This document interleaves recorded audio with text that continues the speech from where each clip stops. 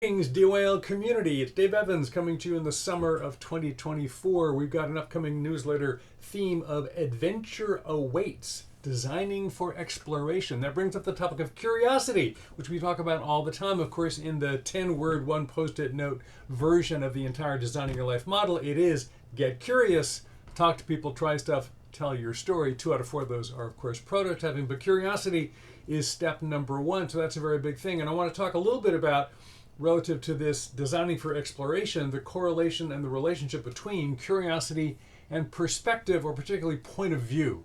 And I want to validate this with a particular question around the importance of travel and an anecdote, a true anecdote I want to tell you, that validates why that is so terribly important, particularly cross-cultural travel, not just for fun, not even just for the broadening of the mind, but truly curating your curiosity to the point of helping design the better version of you.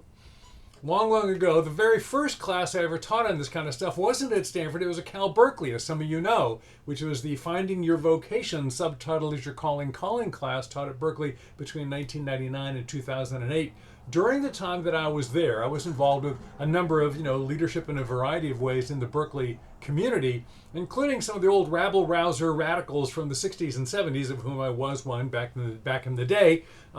And someone actually managed to get William Sloane Coffin, Bill Coffin, from originally the East Coast and from Yale, much in his 80s at that time, actually not long before his death, as it turned out, to come out and have lunch with us. Now, William Sloane Coffin, Bill Coffin, was a lion of the civil rights movement. It was very close to Martin Luther King, who was the pastor of the first refugee church in the country, again, Riverside, New York, and was a famous chaplain at Yale, influencing Gary Trudeau and all kinds of other people. But nonetheless, Bill was the man, and Bill knew what he was talking about.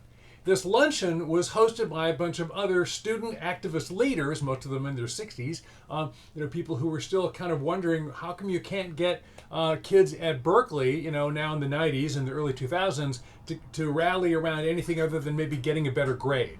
How could you get young people to get excited? How can you get young people to broaden their minds and care about something? About 20 people in the room, and Bill said, one thing. Just do one thing. Whatever you do, get them out of here. Get them out of here. I mean, quit Berkeley? He said, no.